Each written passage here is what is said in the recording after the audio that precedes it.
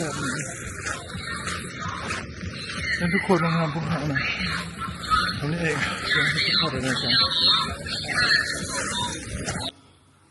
นี่ทุกคนตอนนี้พวกเขากันเปิดไฟนี่ได้เนาะ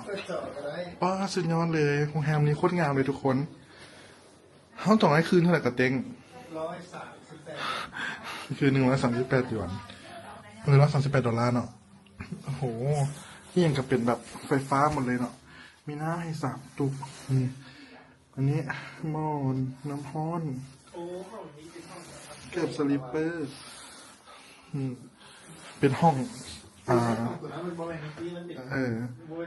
นี่เป็นห้องที่ดีเลยทุกคนอย่างอันนี้เนี่ยอันนี้เราจะมาเปิดห้องน้ำว้าวห้องน้ำก็เป็นไฮเทค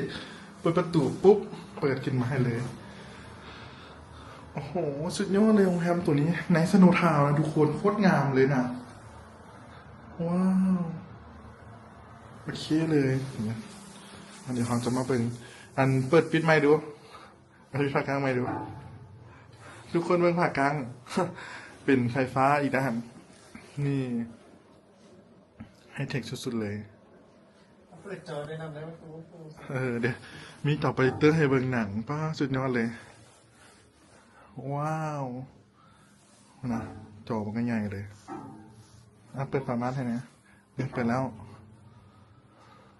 โอ้โหงามในสโนว์ทาวน์กับป้ามีองค์แรมที่งามขนาดนี้น่ะนี่เราจะมาเบิ่งนี่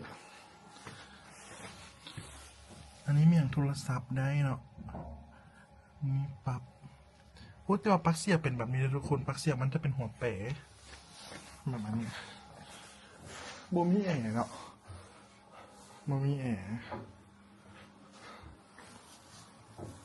โบมีแอร์แล้ว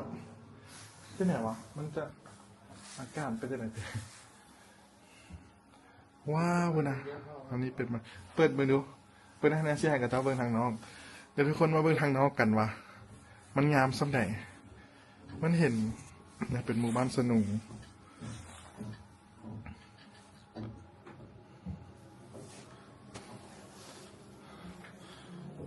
นี่ทุกคนเดี๋ยวไปเห็นสโนว์เลยแต่ว่าบริยูสั้นสูงๆเนาะอันนี้เราอยู่สั้นลุมแต่ว่าเห็นสโนว์เป็นฟูๆเลยว้าวคัก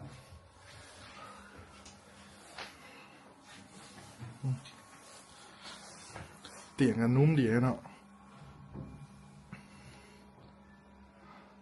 โอ้งามดีเลยทุกคนโรงแรมนี่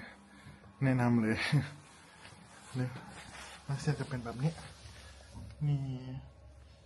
สกีในต่างการบังคับมันคุ้มอันนี้ได้เลย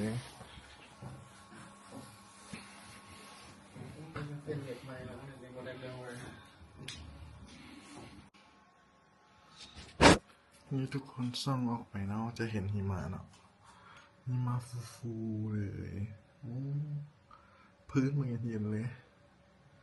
อันนี้ดีแต่อยู่ในนี้มีฮีเตอร์มันดังโมเย็นหลายเนาะหิมะแท้ๆนั่นเอง